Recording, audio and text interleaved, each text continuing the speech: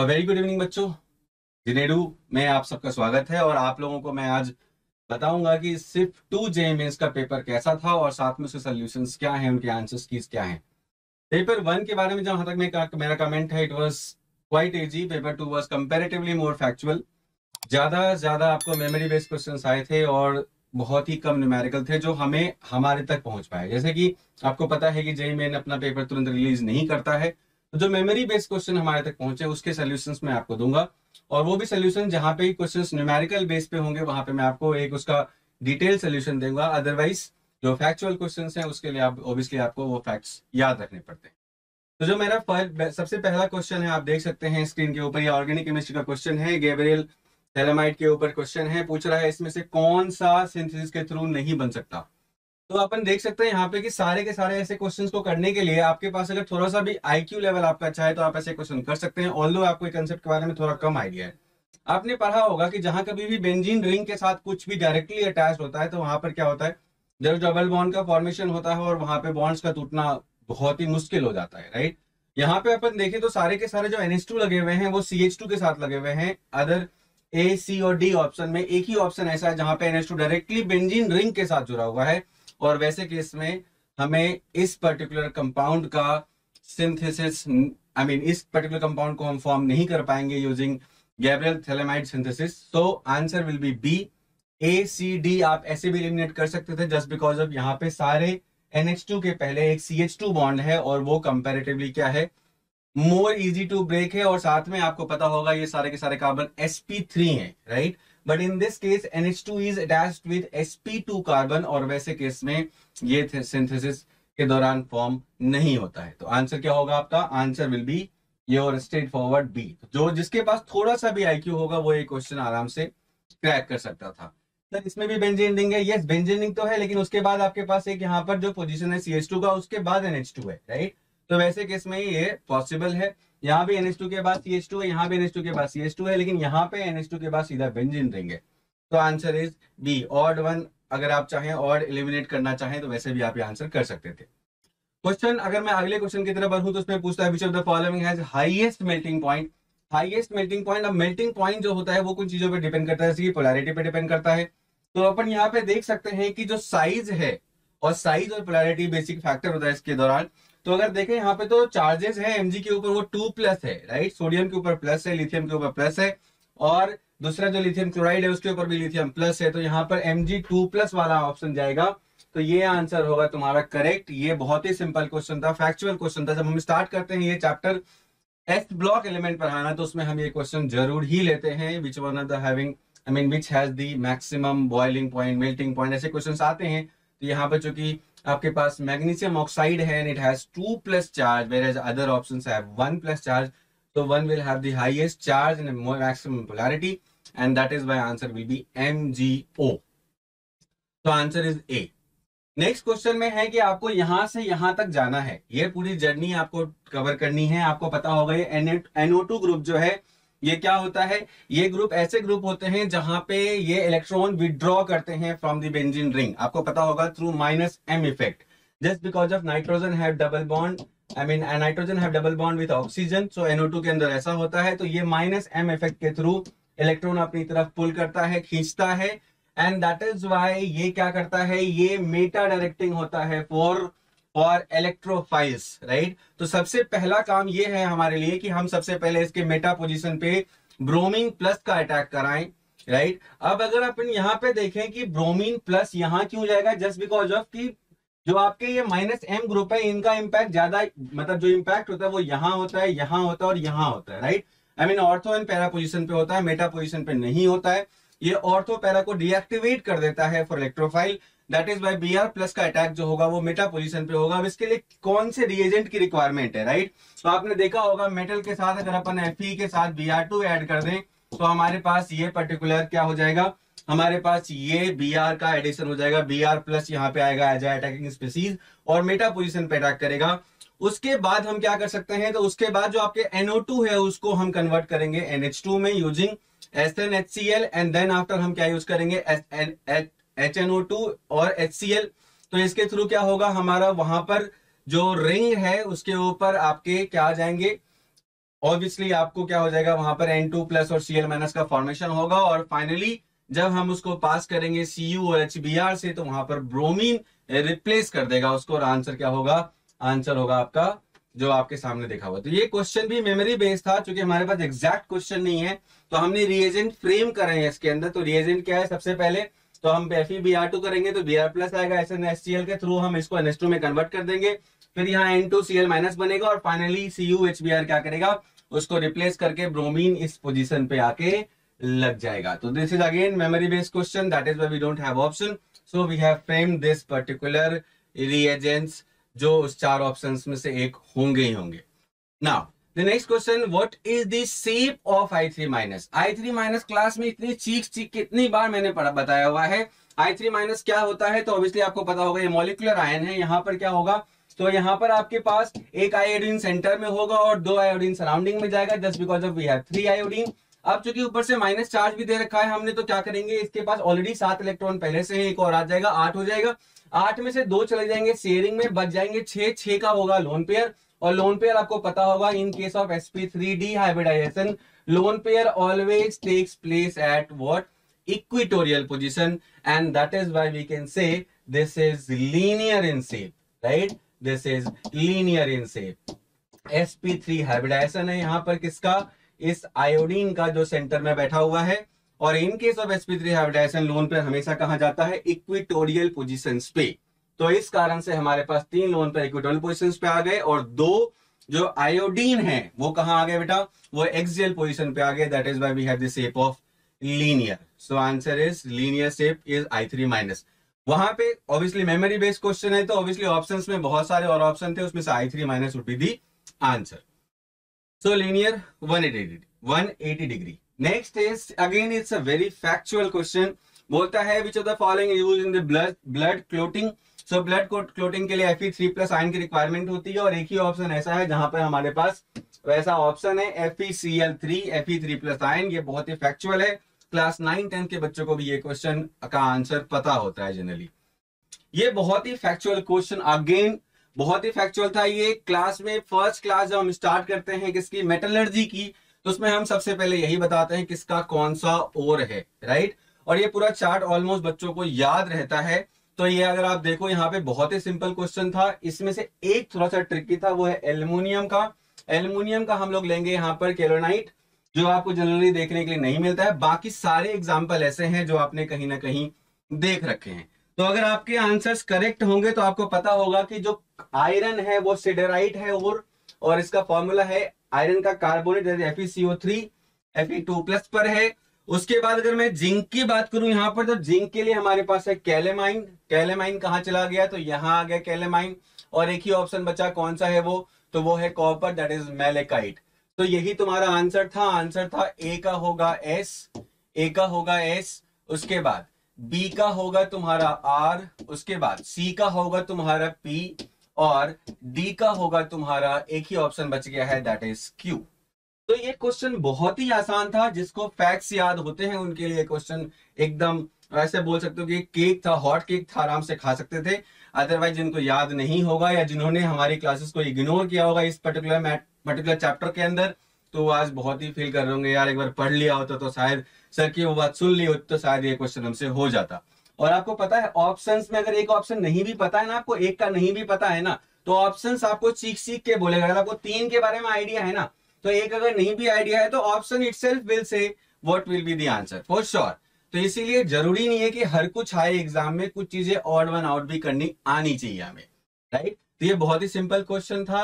अब अगली बार से गलती मत करना, जो अगला एग्जाम है उसमें याद करके जाना सारे के सारे ओर्स और उसके अगेंस्ट मेटल को, ठीक है, क्योंकि नंबर्स तो इक्वल ही मिलते हैं, चाहे आप आयनिक इक्विलिब्रियम करो चाहे आप मेटलर्जी करो, नंबर का वेटेज सेम ही रहता है।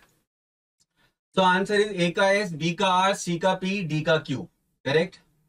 Next question, the tendency to form complex is maximum in, 1000 बार क्लास में बोला है ये चीजें, मैं लिखवाता हूं condition for formation of complex compound या कोऑर्डिनेशन कंपाउंड। उसके लिए 2 कंडीशंस होते हैं, एक होता है मेटल का साइज छोटा होना चाहिए, और दूसरा कंडीशन होता है it should have the vacant orbital. और आपको पता होगा ट्रांजिशन एलिमेंट्स वो एलिमेंट्स हैं इन सीरीज के अंदर जो कि क्या है, जिनका साइज कंपेरेटिवली अगर 3D की बात करूं, मोस्ट ऑफ द जो कॉम्प्लेक्स कंपाउंड्स है वो 3D वाले ही हैं, 3D मेटल्स के ही हैं। 3D का मतलब है 3 डायमेंशन नहीं है बेटा, ये 3D सीरीज ऑफ मेटल है। लाइक तुमको पता होगा scandium, titanium, vanadium, chromium, manganese, वो सारे मेटल। तो ये सारे मेटल ट्रांजिशन मेटल कहलाते हैं। इनके पास वैकेंट डी ऑर्बिटल होता है, तो आंसर इज बी। ठीक है, इनर ट्रांजिशन मेटल कौन होते हैं? एफ ब्लॉक एलिमेंट्स होते हैं, नॉर्मल एलिमेंट्स नहीं बनाते। और साथ में ही क्या है, element having fully filled D orbital, obviously वो नहीं बनाएंगे just because of complex compound में रिक्वायरमेंट किसकी होती है? वेकेंट डी ऑर्बिटल्स की। जस्ट बिकॉज ऑफ वहां पे क्या होता है, वहां पे बाहर से लिगेंड आके क्या करते हैं, उनके वेकेंट ऑर्बिटल्स में इलेक्ट्रॉन देते हैं, राइट। तो answer is B. Next question कहता है right the correct order of density. Again ये बहुत ही फैक्चुअल क्वेश्चन था, जिसको याद होगा वो करे, किया होगा उन्होंने, जिनको याद नहीं किया, जिसको याद नहीं होगा I am sorry for that. लेकिन ये बेटा डायरेक्ट क्वेश्चन था एनसीईआरटी से। जिसको डेटा याद होगा, थोड़ा बहुत आइडिया होगा, थोड़ा मेहनत करके गए होंगे उस पर्टिकुलर चार्ट के ऊपर, तो उनसे ये क्वेश्चन बन गया होगा। Answer is copper, then cobalt, then iron, then chromium, then zinc, right. तो ये क्वेश्चन थोड़ा सा ऑब्वियसली मेमोरी बेस्ड था, आपको याद करने की रिक्वायरमेंट है, ये समझ में आ चुका है। चलिए नेक्स्ट क्वेश्चन है ब्यूना एस में एस क्या है? स्टाइरीन है। बहुत ही सिंपल क्वेश्चन था। अगेन ब्यूना एस में एस क्या है? स्टाइरीन है। ये बहुत ही सिंपल क्वेश्चन था। अगेन मेरा जो आंसर है सारा मेमोरी बेस्ड क्वेश्चन के ऊपर है, दैट इज वाई इसका कंप्लीट क्वेश्चन हमारे पास नहीं है।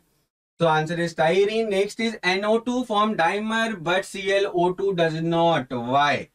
ClO2 फॉर्म इसलिए नहीं करता है because of unshared electron in दोनों के अंदर है। आपको पता होगा नाइट्रोजन डाइऑक्साइड लो या क्लोरीन डाइऑक्साइड लो, अगर देखो आप तो नाइट्रोजन के पास 7 इलेक्ट्रॉन्स होते हैं, ऑक्सीजन के पास 8, तो 8 टू जा 16 प्लस 7 दैट इज 23।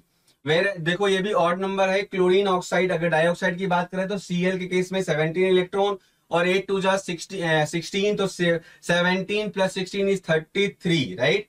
तो इन दैट केस दोनों केस में देख सकते हैं आप, ये दोनों के दोनों ऑड नंबर हैं, कुछ ना कुछ एक इलेक्ट्रॉन ऐसा होगा जो बच जाएगा।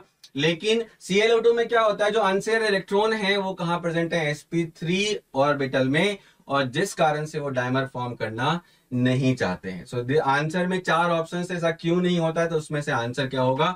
Answer is just because of ClO2 have unshare electron in sp3 orbital. और वो अनशेयर इलेक्ट्रॉन कौन से हैं? जो आपके पास बच जाते हैं बॉन्डिंग के बाद, राइट। और इनके पास ऑड इलेक्ट्रॉन्स हैं, मतलब ऐसा इलेक्ट्रॉन्स फॉर श्योर होगा जो कहीं भी बॉन्डिंग में पार्टिसिपेट नहीं किया होगा। चलिए नेक्स्ट क्वेश्चन है arrange the following in the order of nucleophilic substitution. What is nucleophilic substitution? बच्चों ये क्लियर होना चाहिए आपको। न्यूक्लियोफिलिक क्या होता है? जहां पे कि ऑब्वियसली आपको पता होगा न्यूक्लियोफाइल का अटैक होता है, राइट। न्यूक्लियोफाइल होता क्या है? Negatively charge body, right, negatively charge particles या नेगेटिवली चार्ज आयंस। अब वैसे केस में अगर अपन यहां पे देखें तो जिसके पास सबसे ज्यादा पॉजिटिव चार्ज रेज करने की टेंडेंसी होगी वही क्या होगा? हाईएस्ट न्यूक्लियोफिलिक सब्स्टिट्यूशन शो करेगा। अब यहां पे देखो तो पहले वाले में there is no -m group, दूसरे वाले में 1 -m ग्रुप है, तीसरे वाले में 2 -m ग्रुप है, और चौथे वाले में 3 -m ग्रुप है। और तीनों -m ग्रुप क्या करेंगे? इलेक्ट्रॉन को खींच खींच के इसके ऊपर पॉजिटिव चार्ज डेवलप करेंगे, एंड दैट इज वाई ये सबसे फेवरेबल होगा न्यूक्लियोफाइल के लिए, बिकॉज ऑफ न्यूक्लियोफाइल को चाहिए ही क्या? Positive charge. तो जिसको पॉजिटिव चार्ज चाहिए उनको इन्होंने पॉजिटिव चार्ज सपोर्ट करके दे दिया। तो आंसर क्या होगा? Answer is D. बहुत ही सिंपल क्वेश्चन था, कॉमन सेंस के ऊपर क्वेश्चन था, और आंसर डी आप आराम से कर सकते थे इसका, बहुत ही आसान क्वेश्चन था। तो answer is D. Next question बोलता है, ये भी एक सिंपल ही क्वेश्चन था, थोड़ा सा ट्रिकी सा सेट कर दिया था, बट मैं बोलूं ये फर्स्ट ऑर्डर का रिएक्शन में हम लोग स्टार्ट ही ऐसे करते हैं, जस्ट बिकॉज आपको पता होगा सुक्रोज से ग्लूकोज प्लस फ्रक्टोज का बनना is a first order reaction. Inversion का केस होता है। मैंने क्लास में कितनी बार इसके ऊपर बहुत अच्छे अच्छे क्वेश्चंस कराए हुए हैं। ये तो बहुत ही चिल्लर क्वेश्चन था, बहुत ही सिंपल क्वेश्चन था। इसमें क्या करना था, तो हाफ लाइफ के आइडिया से पहले के काउंट करना था, राइट। अगर मैं इसका हाफ लाइफ देखूं तो क्या बोलते हैं 3.33 आवर्स। इसको मिनट में कन्वर्ट करने की रिक्वायरमेंट नहीं है, क्योंकि बाद में भी आवर्स ही दे रखा है, तो हमें ऐसा उसकी रिक्वायरमेंट नहीं होगी, राइट। तो हम आवर्स कैंसिल हो जाएगा, इसलिए हमें उसको मिनट में चेंज करने की रिक्वायरमेंट नहीं है। सबसे पहला काम क्या है, तो जैसे फर्स्ट ऑर्डर दिमाग में आता है, हाफ लाइफ लिखा हुआ दिखा, तो मेरे को सबसे पहले जो पहला फॉर्मूला मेरे दिमाग में आएगा वो ये आएगा, T half equal to 0.693 divide by K, right. अब यहां से मैं के निकालूंगा पहले, तो के क्या हो जाएगा बेटा, तो के हो जाएगा 0.693 divide bye T half, or what is T half? So that is 3.33. It will come somewhere around 0.208 के आसपास, right? अब जैसे ये तुम्हारा आएगा 0.208, उसके बाद हम क्या करेंगे, K की वैल्यू आ चुकी है, बोल रहा है 9 घंटे के बाद क्या होगा, तो व्हाट इज 9 घंटे का मतलब, तो 9 घंटे का मतलब अगला फॉर्मूला लगा दो, just because it is arbitrary time, और आर्बिट्री टाइम के लिए मेरे पास एक फॉर्मूला है, that is K equal to 2.303 divide by T. Now what is T here? T is 9 hours, तो एज इट इज पुट कर दो इसको 9 आवर्स, 9 हमने यहाँ पुट कर दिया, इनटू क्या करेंगे, इनटू होता है इसमें log of A0 by 80. A0 क्या है? इनिशियल कॉन्सेंट्रेशन, 80 क्या है? Final concentration. तो अगर मैं A0 को 1 ले लेता हूं, चूंकि 100% ही परसेंट होगा, तो फ्रैक्शन में अगर इसका लिया जाए तो फ्रैक्शन स्टार्टिंग में क्या होगा, 1 ही होगा, कंप्लीट परसेंट था, राइट? और लास्ट में बोलता है ये फ्रैक्शन जो है ये 1/f हो चुका है, तो पूछ रहा है what is the value of log, sorry last में फ्रैक्शन f हो चुका है, तो पूछ रहा है what is the value of log 1/f.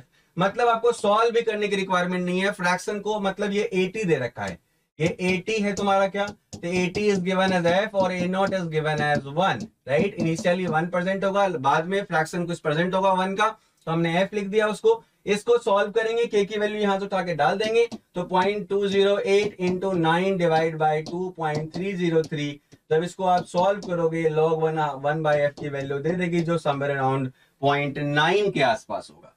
तो आंसर इज 0.9. ठीक है, ये बहुत ही सिंपल क्वेश्चन था, जिसके पास थोड़ा सा भी आइडिया होगा यूज करने का, टी हाफ से कैसे k निकालते हैं और k को फिर कैसे सब्स्टिट्यूट करते हैं अपने इस पर्टिकुलर इक्वेशन के अंदर फर्स्ट ऑर्डर के, उनसे ये क्वेश्चन आराम से बन गया होगा. ये क्वेश्चन सब्जेक्टिव टाइप में आया था, इसके कुछ ऑप्शंस नहीं थे.